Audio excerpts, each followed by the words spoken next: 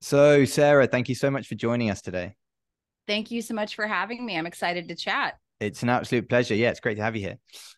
Could you kick us off and tell everyone who's listening and myself a little bit about your background and what you do today? Well, it's a long story of how I actually got to be in the position that I'm in, but I am a quantum health coach, quantum nutrition coach, and I kind of got into this by accident. Just was really, really struggling with a lot of my own health issues. I had been a yoga teacher for many, many years. Got into teaching yoga because I just really needed an outlet to deal with stress because I had a non-speaking autistic child and I just really needed my own thing to help me manage that situation, my stress. And my health had really gotten to a place in 2018 where I was struggling with a lot of digestive issues, a lot of skin issues, joint pain. And my doctors were basically just telling me, you know, this is part of getting older. You're 39, almost 40. So this is just a normal par for the course. Your hormones are going low. It just is, you're just aging. And I just kind of refused to believe that. And also, I was having difficulty practicing yoga the way that I wanted to because my joints and everything were just really hurting. So a friend of mine who's a functional medicine doctor, she basically said to me like, "Hey, we could do a bunch of labs and try to figure out what's going on, or you could just try this diet I've been on the last 5 months called the carnivore diet." And I thought like that's literally the craziest thing I've ever heard, to just eat meat. No way. Um, but then I kind of sat with it for a while and I just was in a place at that point where I was like, why not just try it? What do I have to lose? And so I started it in January of 2019, saying I'm going to do this for 30 days. Felt so great. At the end of 30 days, all the joint pain, everything was gone. I was back to yoga. My skin had totally cleared up. My mental health had felt better than it had in years. And so I continued, started my Instagram page kind of as a joke. Like I was in a class thinking, wow, everybody in this room is vegan.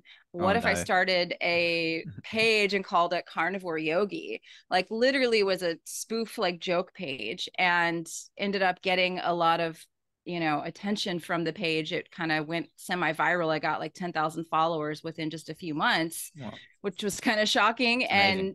And then people started reaching out to me from all over the world to ask me how I was doing the diet. And um, I'd already been teaching for so long. It was kind of a natural thing for me. So I went and got some nutritional certifications and started working and coaching people. And fast forward to my journey 2020, I decided I wanted to start getting pregnant. I decided, I wanted to have the second child I'd always wanted, and it was time. And started having fertility issues and realized that I had to pivot with diet, with lifestyle, with everything, and found the work of Dr. Cruz. I actually interviewed him. That fundamentally changed my thoughts on everything, including nutrition. Um, and I started on this kind of rabbit hole and rode down circadian biology, quantum physics, quantum biology, and studying deeply those things and implementing those strategies in my own health journey. And that was what allowed me to actually get successfully pregnant at age 42 and give birth at age 43. So Congratulations. thank you. Yeah, my son is 5 months old on Sunday. Oh, wow. And so it's been quite a journey. And so now with my clients, and I've gone on to get certifications in level 1 and level 2 quantum biology. So with my clients now and with all the courses that I teach, I integrate nutritional strategies, but the overarching message and methodology is based around circadian biology and quantum physics and how to implement those into your everyday life for the everyday person. Because I feel like that's the missing piece for so Mhm. many people is that everyone's so hyper focused on diet and Yeah. people aren't getting the results that they want to get. And so, long story short, that's how I kind of got into this world Yeah. and what I'm really passionate about these days. No, I love it. I mean, I think you're totally right. Because it's so polarized, the nutrition world. Oh, it's You've got crazy. you've got vegans on one side, you've got carnivores on the other, you've got keto, you've got low carb, you've got people who are talking about omnivores, you've got people who are saying like you can still have all this ultra processed food and still be healthy. And like, so and then pro-metabolic, that's a whole other the whole thing just goes like, it's just like everything. And I'm sure elements of this stuff, there is small truths in each of these things, but the whole thing is just lost in polarized viewpoints. So it's very hard for people to see past that and see that, you know, a lot of people who you're prime case in point, who've gone through many of these nutritional areas and realized, hang on, there are points here that are correct. And like, but I can take the best bits of each. And then I can also integrate circadian health, and I can integrate, you know, my light environment, and I can integrate all these other things to get a new level of health. But for the layman on the street or the lay woman on the street, it's very difficult to get past that. Yeah. And it can look really complicated from the outside. That's why I've kind of worked really hard to create courses that are really simple for people to follow, regardless of if they work in an office, if they have small kids, if they have to work night shift and, you know, live in a strange, like northern latitude. I really have tried to create programs that are easy and very affordable for people to understand these concepts, because when you start to look at improving your health, you start, oh, maybe I should go keto. Maybe I should try carnivore. Maybe I should try these different diets. And then you've got these influencers that, you know, act as these things are the be all end all.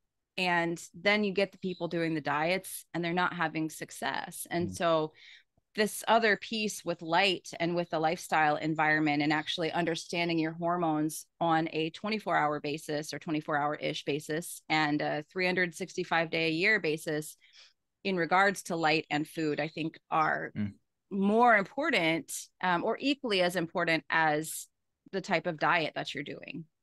Well, let's get into a bit of that now, because so how might the light cycle or the 24-hour light cycle impact our health?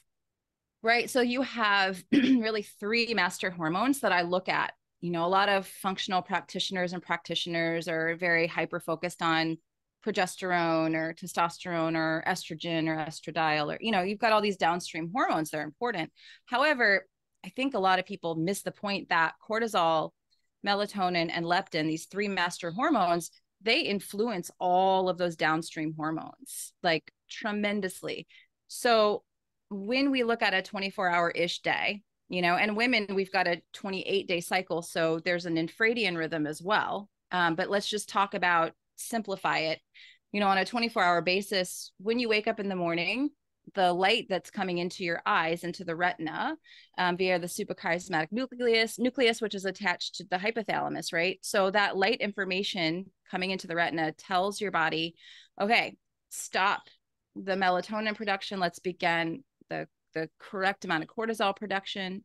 And it shouldn't go crazy high, right? You want that light signal from sunrise to give your body that information. And then UVA light, which is right after sunrise, is where your body really starts to synthesize your sex hormones, thyroid hormones, neurotransmitters, serotonin, which eventually becomes your melatonin that night, dopamine, norepinephrine, all those things are synthesized in UVA.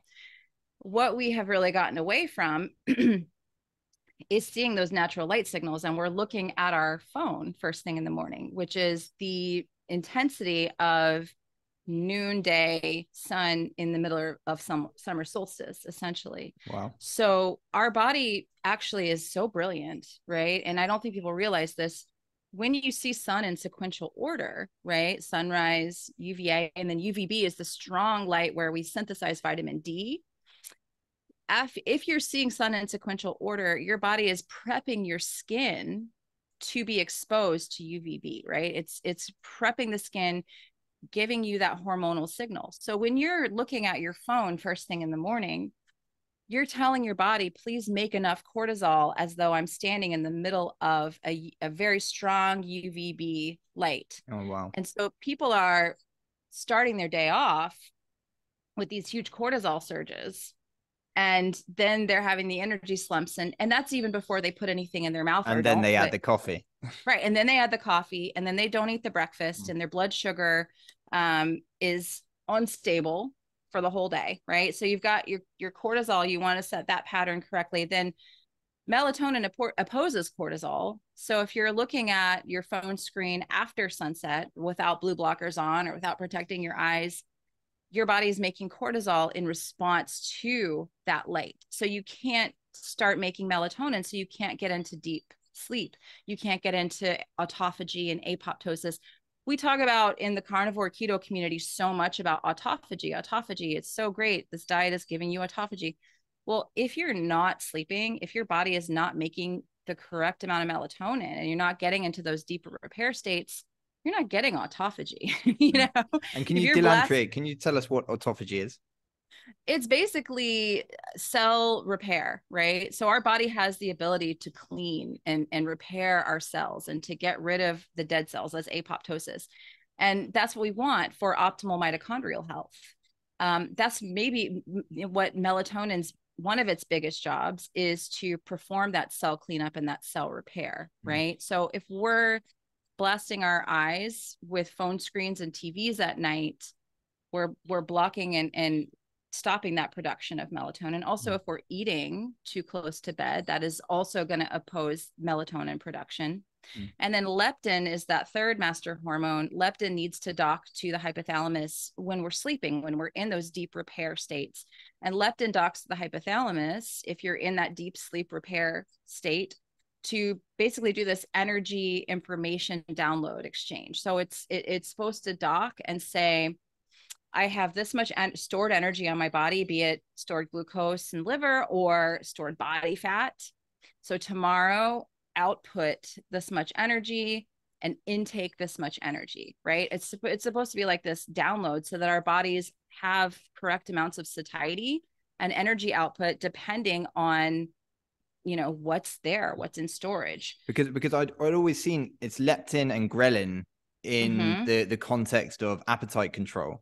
Right. So can you tell us a little bit more about, you know, when we eat, is that encouraging leptin? And I've heard you talk about leptin resistance. Right. So, can you tell us a little bit about like how leptin is specifically working there?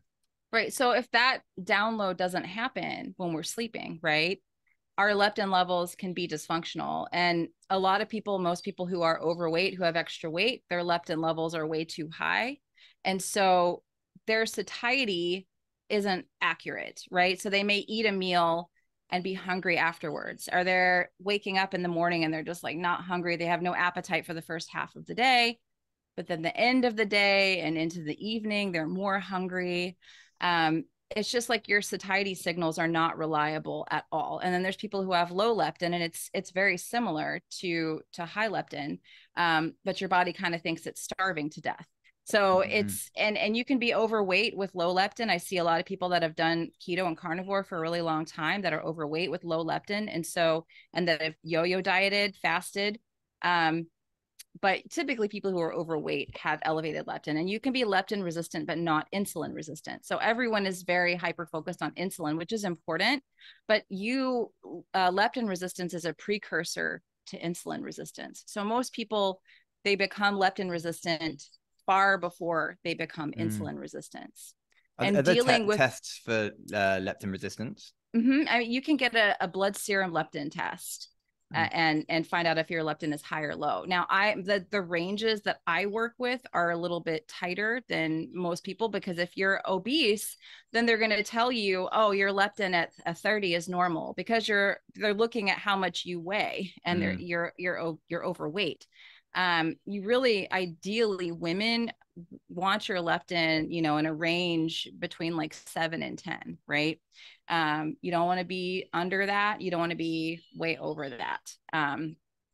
So it's a blood serum leptin test. You have to do it 12 to 14 hours fasted, and no coffee, tea, or sweeteners beforehand, because that can change those levels as well. So yeah, that's really the test. But I always tell people, like, you can really understand by symptoms. Like if you're overweight, you're typically you have leptin resistance. If you're hungry after meals, if you have cravings, if you just have appetite dysregulation, if you're just not hungry during the morning time at all, and just the thought of food makes you just feel nauseous, right?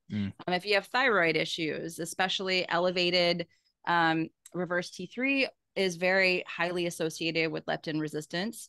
And then hormonal imbalances as well. So a lot of hormone, you know, because leptin is this master hormone that's going to signal all of these other hormones as well. So if you can look at things through the eyes of leptin and these other master hormones, cortisol and melatonin, a lot of those downstream hormones are going to correct as a result of working with these other three hormones. I think that's the fascinating thing about going past that lens of nutrition and looking at circadian rhythm, because once you sync up that clock, the circadian clock properly, then you do get these appropriate releases of these, what you're talking about, master hormones, that then line everything up for the day. Your satiety and your hunger signals start to line up properly. Your alertness starts to line up properly. You start to sleep better at night. One of the hardest things I get with working with new clients is breaking the cycle of poor sleep.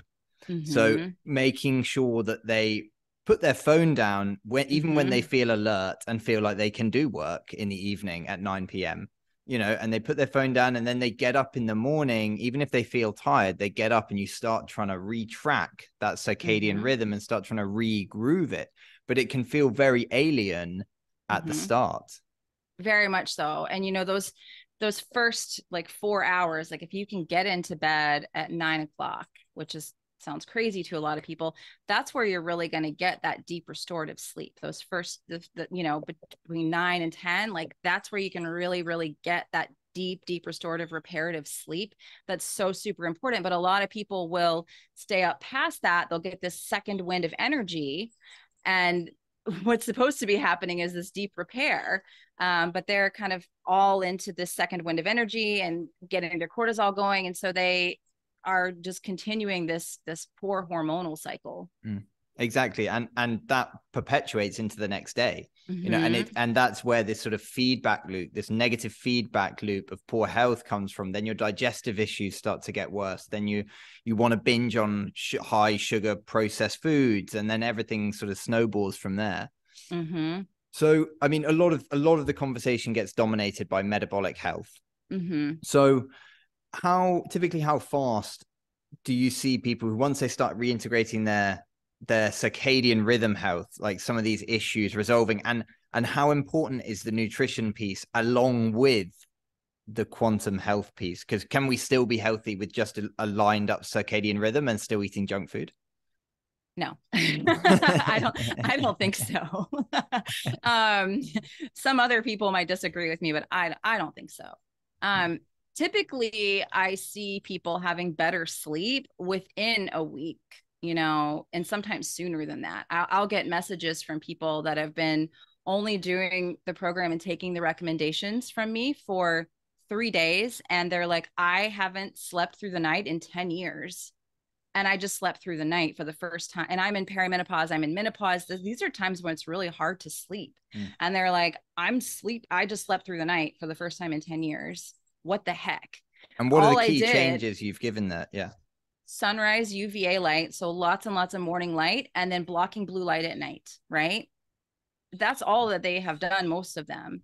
And they're like, what in the heck is this magic? Wow. You know, yeah.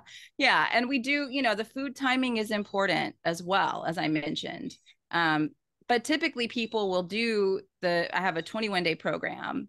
It's really meant to be done long-term. You know, it's 21 days of lessons, but it's meant to be a lifestyle. And it's not like I'm asking you to go to CrossFit at 5 a.m. and run 4 miles a day. You know, I'm not asking you to do anything really hard.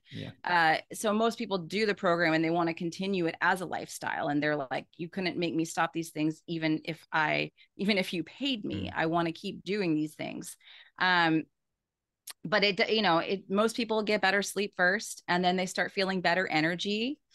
Some people, it takes them a little bit longer for those leptin levels to start to come down or even come up if you have low leptin. So the weight loss, it could take until month 2. When I was doing these things, it took me until month 2. And then at month 2, I dropped 30 pounds. I wasn't trying to drop weight. I was trying to get pregnant. And leptin is a master fertility hormone. So that's how I got interested in it.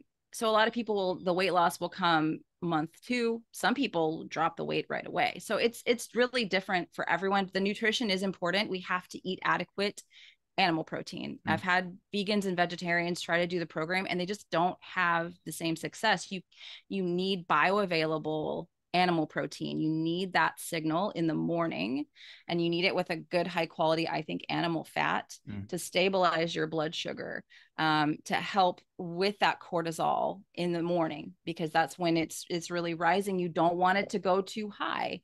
And eating something is a Zeitgeber. It's a secondary circadian signal. So you've got the light, you've got the food. And so it's really helping to re-regulate those circadian rhythms and retrain your leptin as well. I mean, that's fascinating that you mentioned fertility there, because I've spoken to Dr. Robert Kiltz, fertility carnivore doctor, and I've spoken to Dr. Anthony Chafee, and both of them talk about the fertility in the context of inadequate animal protein, not giving you the building blocks of having these hormones to your sex hormones and everything in between, and the fertility of gonads and ovaries. But we don't hear much about what you've been through, which is going on to the carnivore diet and not having great fertility. No.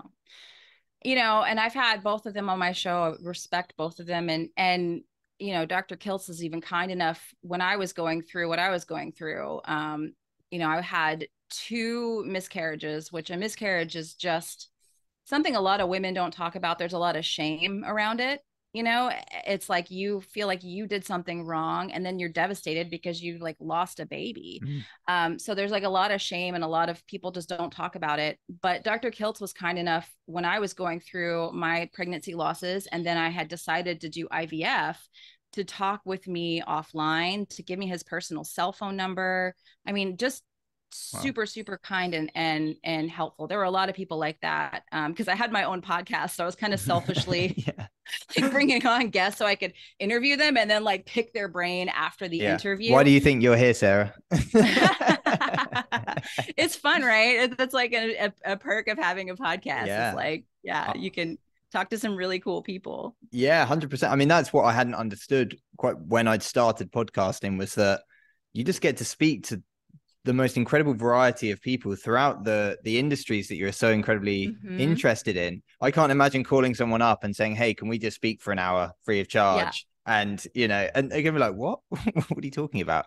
So, it's amazing. Yeah. But the whole thing with carnivore and fertility. So as I mentioned, I had the 2 pregnancy losses, and that's what kind of stopped me dead in my tracks with carnivore.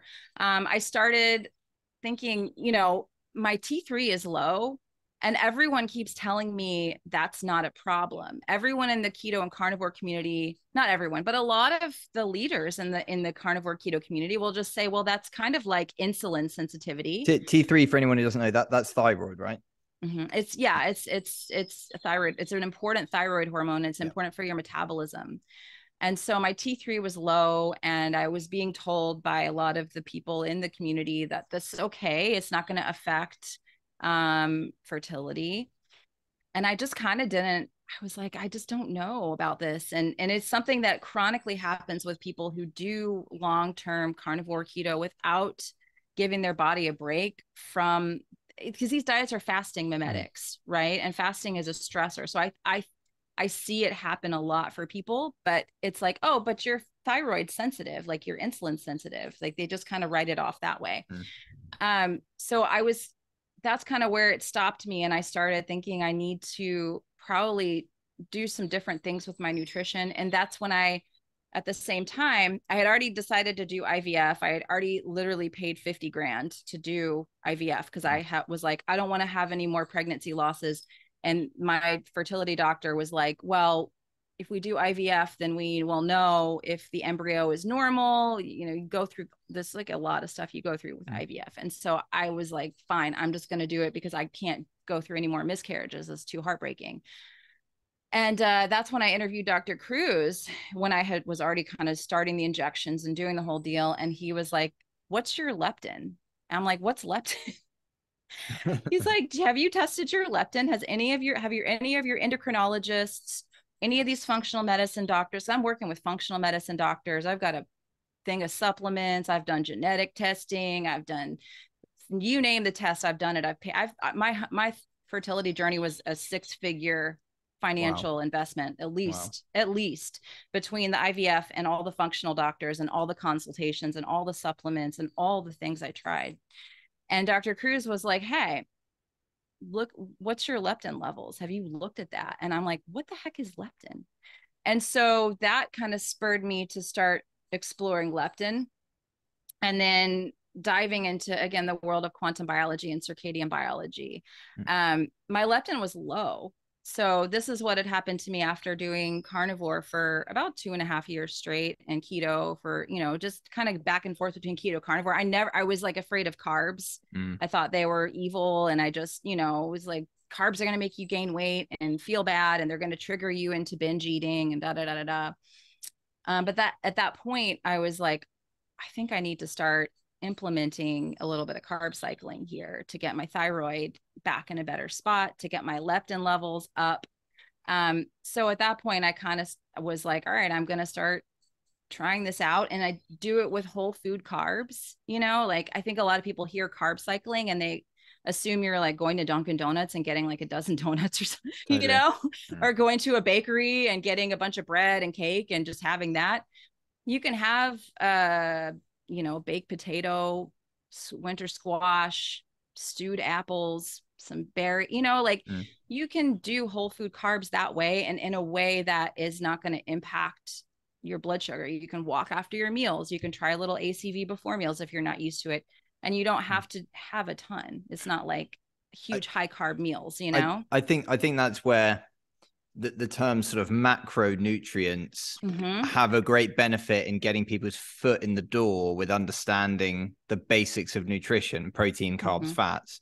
But once you get down the level and you say, okay, well, I'm eating less ultra processed food and everything, or whatever it might be, but you then start to realize, hang on, not all proteins are the same. Not all fats are the same. Not all carbs are the same. Like, protein from animal protein is far more valuable and far better for us than protein in the form of soy protein powder, or anything in between. But the first layman view on the thing is like, I need to hit my protein intake, my carb intake, and my fat intake. Done, full stop. Doesn't matter whether it's from canola oil or whatever. So these extra levels, once you start focusing on your health, that's where the real goal is. Right. And that's when I started trying to dive into and understand seasonal eating. And so at the same time, I also want to add, when I started doing this, I was also, because I thought it was stupid. I thought when people said, go look at the sun in the morning, I'm like, that's dumb. That's not going to do anything. And I get that. Right. Yeah. Like, what's that going to do? Look at the sun in the morning. Like, at that point, I was so desperate. I had been through so much. And that conversation with Dr. Cruz was so impactful for me that I was like, I'm willing to try this sun thing.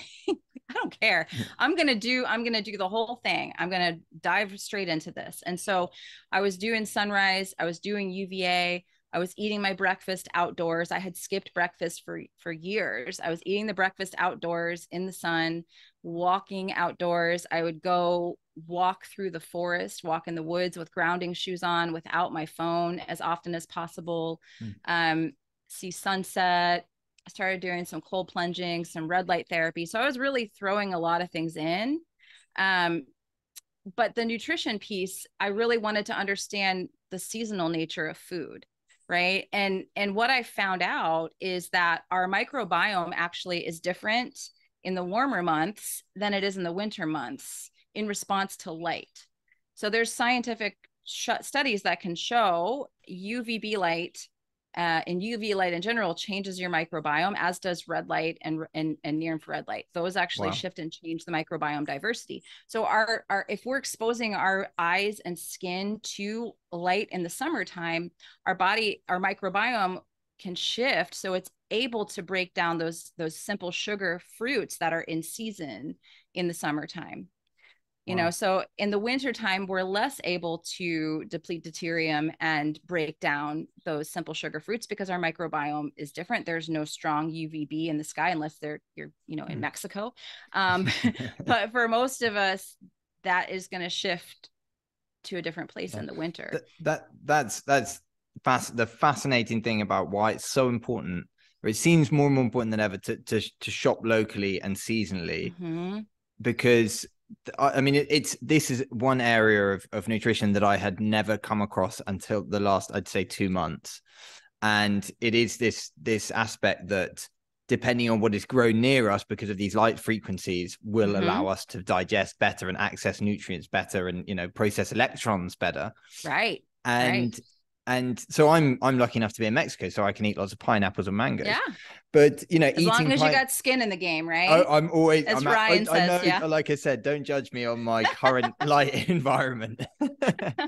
But yeah, I mean, now I always, like, there's a coffee shop about, I don't know, a 30-minute walk away. I always walk there shirtless, much to the, you know, everyone's sort of looking, what the hell is this guy doing? And like, at any opportunity, I'm trying to get outside and get my skin out into the sunlight. And it's amazing, actually, how much one feared that, or I feared the sun before, thinking, oh, if I'm out in the sun in this intensity for 30 minutes, I'm going to get sunburn. And I may well have done before, but having built up a tolerance to the solar callus, the solar callus, I'm now like, I love being in the sun, and I'm out in the sun sometimes an hour.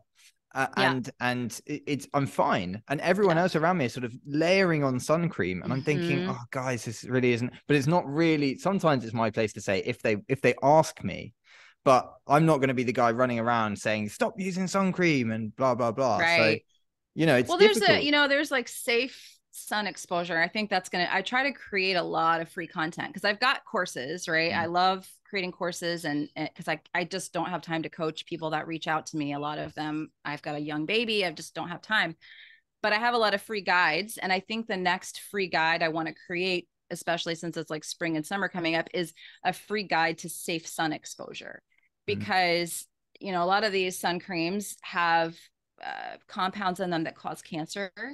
And it's a circadian mismatch for us to go outside and to cover our skin, right? We need that sun to build EZ water in the body, which is builds our energy battery in the body. Vitamin D, right? It's going to block the synthesis of vitamin D. There's so many. Sunlight is a nutrient, and so when you expose your body to sun, which is really important, and you're fair like me. I mean, I had like white hair as a kid, was like see-through skin. You know, you have to build up the solar callus slowly, and you have to see the sun kind of in sequential order. So you like I was saying in the beginning, when you are seeing sun in sequential order, you're getting that signal through your eyes, sunrise, and then UVA, and then UVB, if that's that time of year, and you're doing it in that order, your body is creating hormones and kind of a protectant for the skin so that you can go out into strong UVB. What most people do is they sleep in they'll sleep in, or they'll just stay indoors, and then they'll go out in the sun at 11 o'clock without seeing sunrise, without seeing UVA light. And then they go out and they get blistered to death, right? And they haven't built up their tolerance. So the first time you go out, you're going to just use that D-Minder app to stay out a few minutes. You know, you started in spring and then you kind of flow it into summer. By the end of the summer, you should be able to spend time outdoors, right?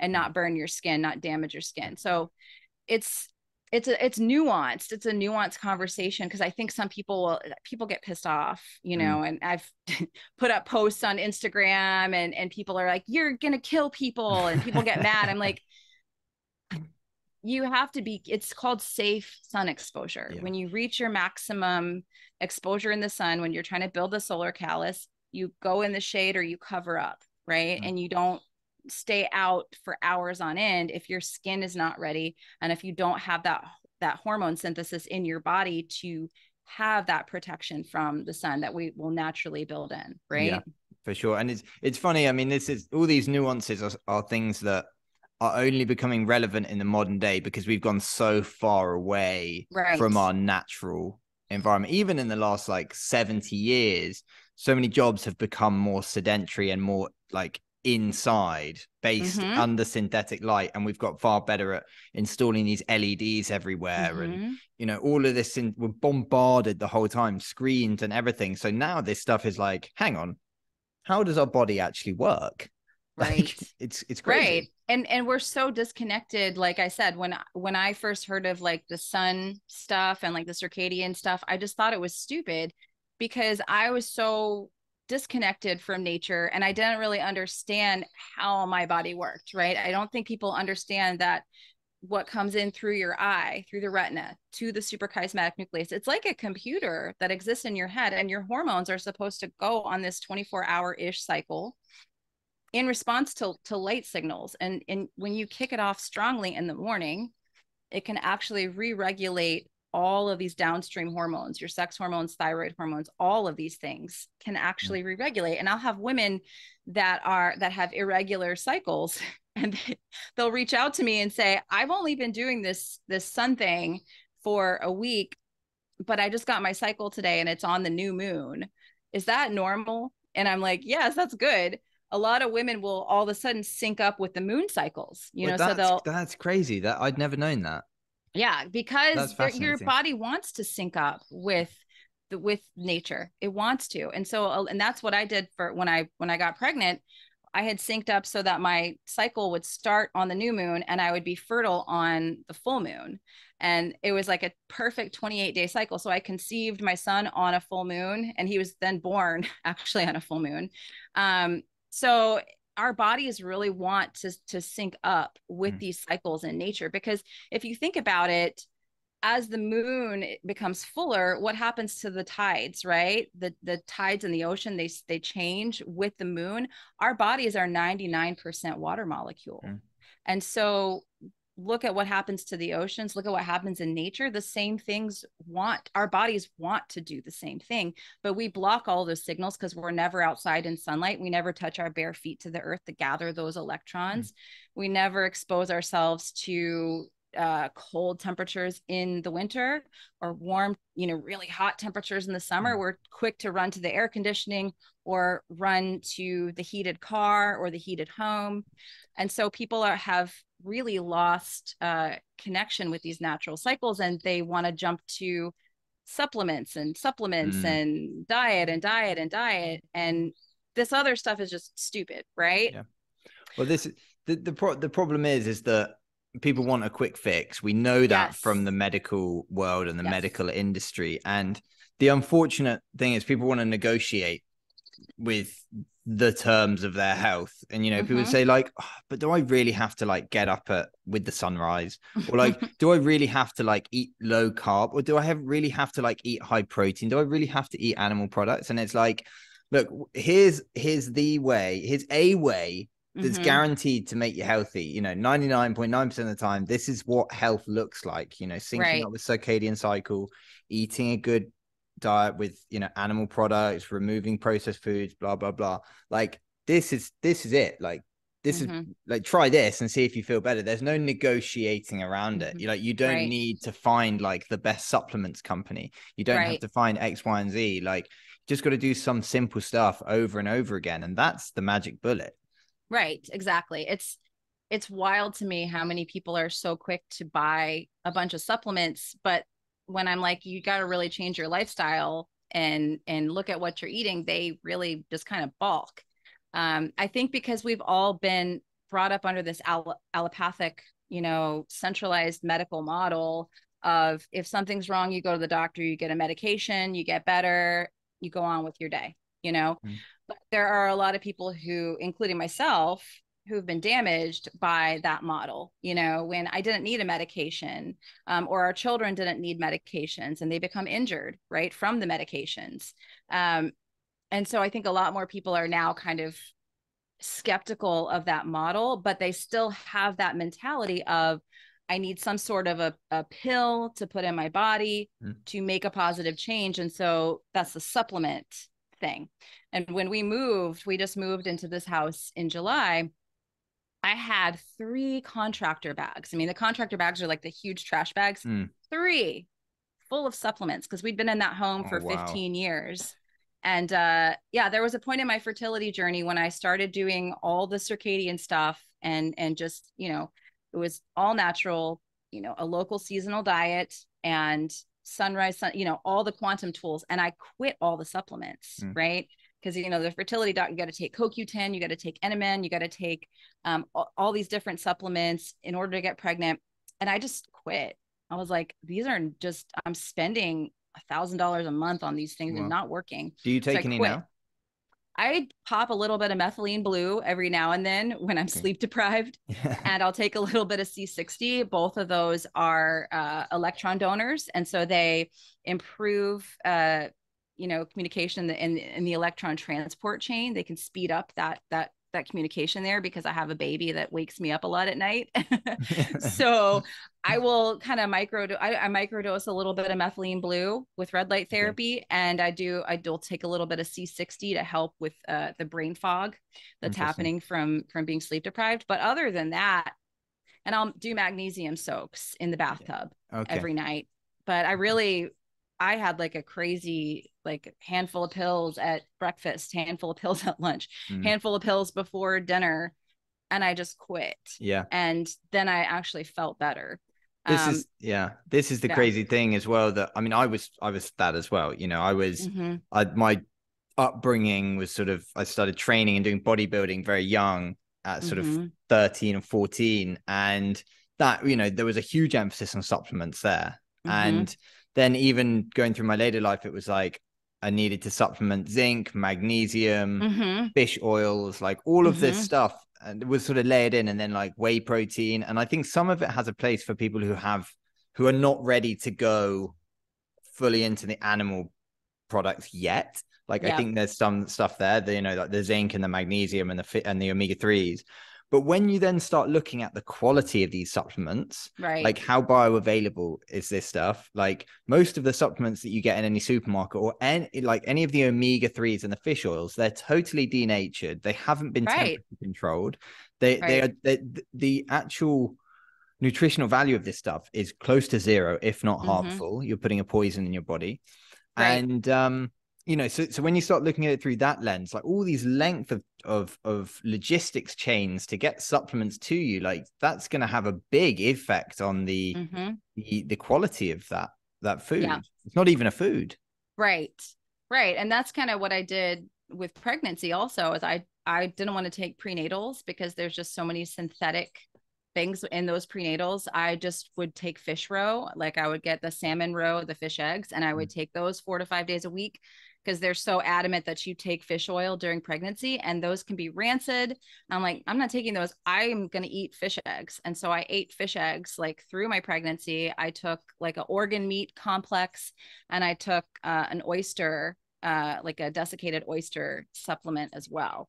So I try to stick to whole foods, you know, and then I would eat like probably 6 or 8 eggs a day. I ate a ton of eggs for the choline, lots of red meat, lots of fat, you know. And a lot of people think that because I'm not like touting the carnivore diet anymore, that I don't really eat that kind of food, which is, I still eat a lot of meat, like more meat than you probably, you know, that's recommended. I eat tons of meat, and eggs and wild seafood and these animal fats, tons of it. Because I think those are the healthiest, most bioavailable foods and the building blocks for life. And so it was crazy when my son was born. They were shocked at the health of the placenta. They were just like, my doula and even the midwives, they were just like, what a freaking beautiful placenta. Like, and the cord was so thick that he was attached to. They were shocked. Wow. And my son has been like, I think he's almost 5 months on Sunday, and he's like almost crawling. Like he's, wow. We call him like baby Thor, because he's I'm like, I'm not baby proofed yet. I'm not ready for this. Yeah. But wow, that's amazing. Yeah. That's really, that's incredible. I mean, and that just shows how far we've gone away from our natural diet, when even the nurses and the midwives and the doctors are saying, wow, that's an amazing like placenta. And it's just, you're just eating like meat and organ meat. Yeah. And she told me, you know, because she kind of wanted to know what my diet was. And she said, you should see the vegetarian and vegan placentas. Like they look sick, like they look sad, and they're small, and they don't have this beautiful, vibrant, rich color that, I mean, she was I mean, I believe her too. There's a huge difference in placentas between women who eat a lot of animal protein and have great nutrition in their diet versus the vegan vegetarians, the ones who are missing those building blocks. It's so interesting, in an area I don't know enough about. And one of the other areas that you touched on before was easy water. And Carrie Bennett brought it up in our last interview, and I didn't quite understand what easy water is. Can you tell us about easy water? Yeah. Now, Carrie is, I swear she should have been a doctor. I think she was going to go to be a doctor. She's super smart. Yeah. She's probably one of the smartest people I've ever met in my life. And so I'm like, Carrie is the science person, and I'm like, let me explain it on a layperson's experience, and hopefully I don't screw it up. But essentially, our bodies are 99% water molecules. So all the cells in our body pretty much are surrounded by water. And this is super important for everything in the body to communicate. So, and it's how our bodies have energy, right? So the mitochondria actually make this deuterium depleted easy water as well. If you have good mitochondrial health, right? So we need this easy water in the body. And and it's part of our mitochondrial health, when we expose our bodies to things like non-native EMF, when we don't get sunlight on our skin, we can dehydrate ourselves. So everyone's obsessed with hydration and adding in electrolyte supplements and drinking half your body weight in water. Hydration actually starts on the inside, right? So when you expose your skin to infrared light, it can make the easy water in your body expand up to 4-fold. Dr. Gerald Pollack is the world's leading expert on this topic. I had him on my podcast. He's amazing. He's basically studied it. So this water in our body is so super important for our cellular health, for our mitochondrial health. And it's something that nobody really understands or talks about, the water inside the body. Everyone, I think, just is worried about these biochemical processes. When we look at a cell underneath a microscope, or we look at, blood work or even dried urine, the water has been extracted. So you really wonder, how accurate are those blood tests? Is that cell cytology, right? Because our bodies have this ability to shift. We can restructure that water in our bodies, and that communication highway in the body improves, right? Communication between organ systems and again, mitochondrial health, all of that stuff is dependent upon that water system in the body. And something Dr. Gerald Pollack's lab showed is that when you expose that easy water to non-native EMF and specifically Wi-Fi, you can see a 15 to 20% drop in that water. Wow. So if we're keeping devices, AirPods, cell phones, Apple Watches, if we're keeping those on our bodies all the time, we're constantly dehydrating ourselves on this cellular level, right? So that's the importance of the water inside the body. So how you don't have to be a physicist or a biochemist here. Don't worry. I'm not trying to keep it. But I'm just curious. How do you know how does he actually measure that? Is that like through a blood draw, or like how is he measuring easy water? He has it he has his lab set up. And so he has ways of measuring that easy water and actually seeing how it changes in responses to different things. And it's funny, like people who are into water, there's Veda Austin, who I'm trying to get on my podcast.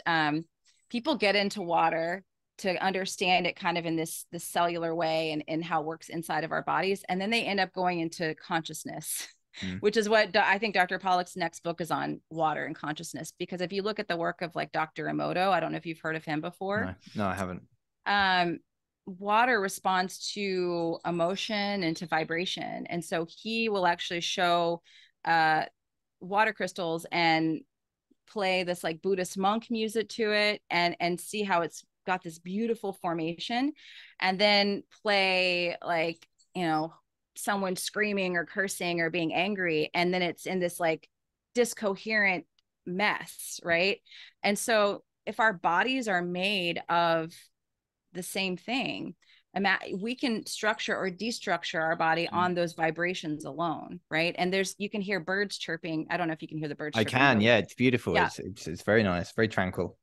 That can actually structure the water in your body, nature sounds. And so one of the things that I did again on my fertility journey was go into the woods with no cell phone, no podcast. I'd wear grounding shoes to gather those electrons, but I'd hear running water, I'd hear birds, I'd hear wind in the trees. Those things can actually restructure the water in your body, and you can change organ systems. You can change, they've actually showed structured water and cancer, right? Dr. Tom Cowan has an amazing book where he talks about this, how structured water can influence cancer, right? So we can upgrade our health with these really amazing, simple tools that nature intended.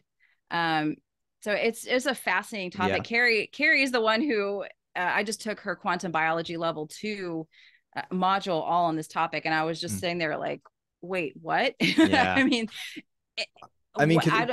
you don't want to talk about food once you understand these things. You're like, wait a second, That's the thing. I mean, once these layers keep getting added in, but as you add the layers in, there's the risk of becoming disconnected with where people are with their health right now.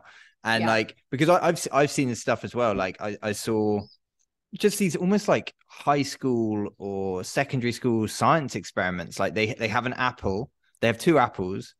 One apple, they cut it in half, and one side they ask the kids to like say how much they love that side of the apple and give it really good vibes, and the other apple they ask the kids to say they hate the apple, and then one apple goes moldy and the other stays fresher for longer. And they've done it with plant growth as well, like people giving love to a plant and the same plant they give hate to and tell them that they hate it and they scream at it, and that plant wilts and nearly dies. So like there is what are those things made up of, right? Water, I guess. Exactly.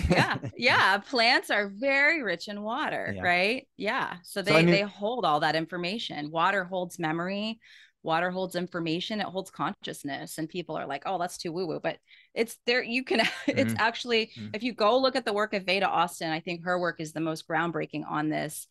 You can see that water holds consciousness. And so we can actually shift our health through shifting this water network in our body. It's profound. But yeah, you don't want to get, I had somebody in my stories the other day, I put up a question box and some guy was like, I love your work, but you're making it too complicated for the everyday person. And I'm like, that's not really my goal. I'm trying to make it simple for everyone to understand, but I know some of the things I talk about are a little out there. That's the thing. It can seem give it complicated. 10 years though. Yeah, exactly. It can seem complicated when you're just starting to understand how to structure a good plate of food with protein, fats, and some low sugar carbs. Yeah, most people, you're trying to tell them not to go to McDonald's and get the breakfast thing every day. You're trying to tell them to stop going through the drive-through and stop ordering pizza and stop ordering Chinese food for dinner every night. Like that's the level that most people are on. You start telling them to look at the integrity of the water in their body, and they're going to look at you like you have 6 heads. It's too much. Right. Yeah, absolutely. But it's important to still keep dripping that in, and because that's your growth as well, and that's also without you putting that out, it's understanding what's also like some people will take that in, and that's ultimately who that message is for. It's for the people who are ready to take that in. And it's how you keep informing the people who are not ready to take that in but are ready to start changing their diet a little bit and start taking a little bit more exercise and start taking a little bit more sunlight. Yeah, exactly. So the other thing I wanted to touch on, which you mentioned there, and the impact of it on easy water, but EMFs, like Wi-Fi, and everyone's got AirPods now. So EMFs, that's electromagnetic frequencies. Yes. Right? Okay. Yes. So can you tell us a little bit about like how these are impacting us and what people can do to minimize the impacts of EMFs? Right. So as I mentioned, the dehydration on a cellular level is huge, right? Because you're essentially cutting down the communication highway within your body big time, right?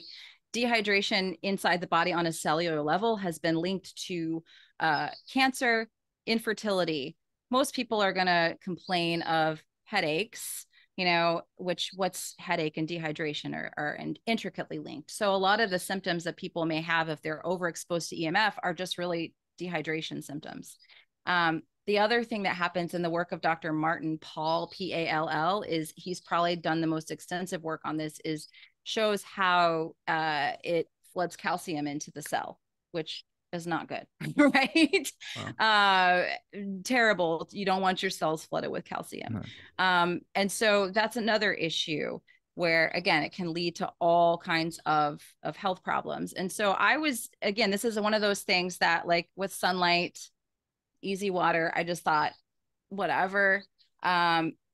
I loved my AirPods, wore them all the time, would go on walks, and I'd be in the kitchen doing stuff for the family, cooking, and I'd have one AirPod in so I could be listening to a podcast or, listen, whatever. I loved it because I could have hands-free and working out. But when I was deep in this fertility journey, I befriended some people who were kind of in Dr. Cruz's camp and doing that sort of work. And one of them, his name's Dr. Gazvini. He told me, listen, if you want to get pregnant, you cannot wear AirPods. And I was like, that's pretty dumb. But then he really broke it down and explained it to me in this way, again, in response to the dehydration of the cell, what it does to the mitochondria, right? So it really, really can downgrade your mitochondria. If you want to get pregnant or if you want to have overall health, you need healthy mitochondria.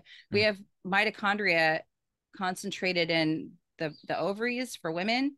The heart and the brain are the biggest places where mitochondria is concentrated. And so if you're putting these AirPods in your ears, your brain's right in between, and you're wrecking your mitochondrial function, like absolutely wrecking it. Wow. Through all of that non-native EMF. And so it's one of those things that people don't really want to hear because they love their cell phones, they love their devices, they're addicted to them. But it's huge, and it's kind of like big pharma. A lot of the lawsuits, a lot of the science, a lot of the research to show that these things are harmful has been hidden. You can't even find a lot of it. Now, Carrie is the queen of these studies because her and I, like I said, we run a fertility course together, and we have a whole week-long module on fertility and non-native EMF. And so she, when we put this course together, brought out a lot of these studies to show the people trying to conceive how harmful these things were. She put these studies together, and the thing that she was telling me is when she was originally finding these studies a few years ago, they were easy to find. Now, a lot of them have either been deleted or hidden. Oh, like, really? It's wow. Yeah, it's hard. And like a lot of studies are this way, right? You've got to download them. You've got to get them on PDF, store them on a backup. Since 2020, this has started happening a lot more. And Carrie's the one that's told me this, since 2020, a lot of studies that she used to be easily find, you have to either dig for them or they're just non-existent. You can't find them anymore. And so there's really scary. It's a lot of health data. Health data is being doctored heavily. And so, the stuff on non-native EMF, if you go on Google, you're probably not going to find, the information to support this. You have to dig for it. But, the work of Dr. Martin Pall, Pall, his stuff is extensive. The book, The Invisible Rainbow, is really good to explain this stuff. And then again, that research done out of Dr. Pollack's lab can also show this as well. So yeah, it's like I said, it's not something you're going to find out there. And if you talk about it, most people are going to say you're crazy, but there is a lot of evidence to show how it can be harmful, especially for our fertility.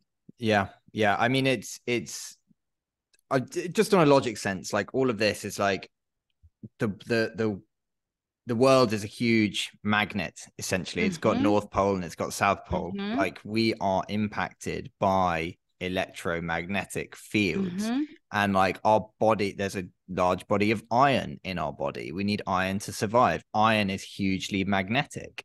Like all of this stuff has interplays and interlinks, and of course we are one of the most sophisticated systems out there.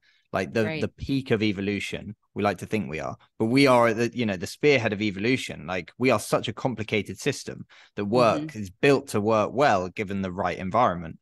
So if we start throwing in all this stuff like EMFs, synthetic light, food-like substances, not food, lab-grown meat, all of this stuff, like our body's going to malfunction. Right. It could, that doesn't even get into deuterium, you know, which absolutely degrades mitochondrial function. And our bodies have more ability to deplete deuterium in the summer. But a lot of these processed foods and even supplements are very high in deuterium. And again, that's going to slow down the nanomotors within the mitochondria, which is going to lead to their ultimate demise. So that's another reason not to eat those processed out of season foods, because you're going to slow down your mitochondrial function. Interesting. And if we put this on like apart from eating seasonally, let's put this a few practical tips for people who are listening. Like the ones that come top of mind would be switching your headphones from the AirPods back to wired headphone. Yes. Maybe turning your Wi-Fi off at night. And what else do you advise people to kind of limit that? EMF? I mean, there's a great website, and she's been on my podcast. Her name is August, Tech Wellness. She has a great blog and a great Instagram page where she really, really shows you how to make these things easy and accessible. With your phone, if you can keep it, I keep my phone in a Faraday bag a lot of the time, or I have this Defender case. I kind of keep it so I'm holding it like not on my body, and this is kind of a case to protect. Okay, for anyone who's not listening, it's attached to, what would you call it, like a lanyard, like a cord. Like yeah, cord, it's like yeah. So I if I'm carrying my phone around, it's on a cord, and I try to keep it on airplane mode as much as I can. I know that's not practical for everyone, but here's another thing that people never really think of. You can get a landline, and they're not that expensive. Yeah. Because God, which decade are we talking about? It's 1995. Yeah. But you can still do that, and it's very inexpensive, because I'll have, if I post about this on social media, everyone's like, I have you must not have children. I'm like, yeah, I've got two. I need to have people call me in the middle of the night. Well, then a landline is they still make those. That's a great idea. Right. And you never want to sleep with your phone near your head or your body. If you do have to sleep with it in your room, distance is your friend. Try to keep it at least 6 feet away, if not more. And never, ever plug in your cell phone next to your sleeping body, because when it's plugged in, charging, it's going to emit a lot more non-native EMF. Really? I did not know that. That's what I do every night. It's charging me next to bed, but it's on airplane mode. I thought charging. You're hurting. Yeah, don't do that. Oh no. Okay, right. I've learned more today as well. Yeah. I mean, I have a meter, a Trifield 2 meter that kind of measures the non-native EMF, so you can just test things out. When your laptop is, so I'm like kind of watching the battery on my laptop. Okay, am I still good? Because if I need to plug it in, I can grab the cord down here and plug it in. Okay. But when your laptop is plugged in, if you're using a laptop, you're emitting a lot more non-native EMF. If you can hardwire, we hardwired this house before we moved in, which is it can be costly, but to plug into an Ethernet, right, instead of using Wi-Fi, that can cut down on non-native EMF. So just little things like that. And just remember, distance is your friend. So if you do have cell phones, laptops, all those types of things, try to have a distance between you and those devices. And I really Apple Watches, AirPods, all of those things I think are really terrible for you, especially because most people sleep with them on as a sleep tracker. For sure. And then they sleep with their wrist near vital organs, and your body, non-native EMF is also an invisible form of light that you can't see, but your pineal gland can see it. So pineal gland is what produces melatonin at night. We make melatonin all day, actually. And if we're out exposed to sunlight, we're actually making subcellular melatonin to kind of clean up and do little repair jobs during the day. But pineal melatonin you have to be in darkness to create that, to sleep. Non-native EMF is a kind of light form that you cannot see. And so it actually can degrade your body's ability to create that pineal melatonin when you're sleeping. So that's another thing I have clients that will turn off the Wi-Fi and notice that they sleep remarkably better. And then one night, maybe they forget to turn the Wi-Fi off after they've done this for a little while. God, I slept terrible last night. And then they realize, oh, I left the Wi-Fi on. Wow. So a lot of my clients, they really notice a huge difference when they make these changes. I'm like, yeah, because it's like I said, it's an invisible form of light that you cannot see, but your body can sense it. Wow, that's fascinating. I mean, I'd started to make the connection certainly around Bluetooth because like I mentioned here, I'm in Mexico. There can be very loud cars passing at night, and so I would put on my speaker and I'd Bluetooth the sound of waves, or like whatever you call it. You call it I've forgotten the name of the like white noise, and just to try and drown out the sound. But with the Bluetooth on, like I felt weird. Like in the morning after waking up, I was like, oh, I feel kind of cranky. I feel kind of like I've woken up angry, blah, blah, blah. And when I stopped doing that, I just put my phone on airplane mode and I just had the sound coming from the phone itself. Then I slept much better. And I'm sure I'd get another level if I got rid of the Wi-Fi and everything in between and had the phone further away from me. But just even that context, I was like, wow, that's big impact on me, having some sound being Bluetoothed constantly while I sleep. Like I slept terribly. Yep, exactly. Yeah.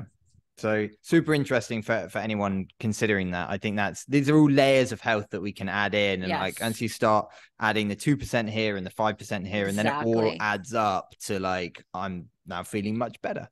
Right. And I would say to anybody that's like, I don't even know where to start, I'm super overwhelmed with all of this. Start with morning light. That is the simplest thing that you can do that's going to give you the biggest impact, is the morning light. And I think that what it does for your neurotransmitters, what it does for your brain is so incredibly supportive. If you can see sunlight before screens and really, really give yourself that morning boost, a lot of these changes are going to come and they won't be so hard. That's been the crazy thing for me with food. I have many years sober from alcohol. That's something I just don't plan on picking up again because I know I'm just not good at having one drink. I need like 10. I have a problem with alcohol. So that's something I'm not going to wake and deal with, but I always had a problem with binge eating with food.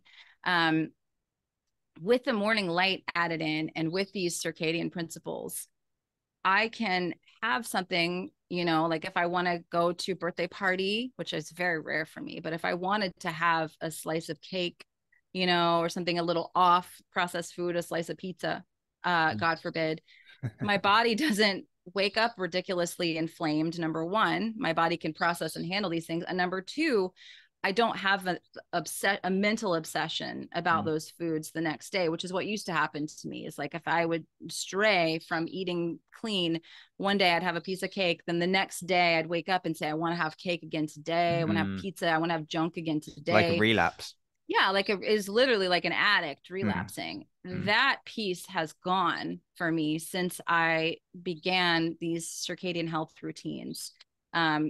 Because I feel like my neurotransmitters finally have the support that they need, honestly. So I mean, and that may not be for everyone. Someone, their food might be the same thing for me as alcohol.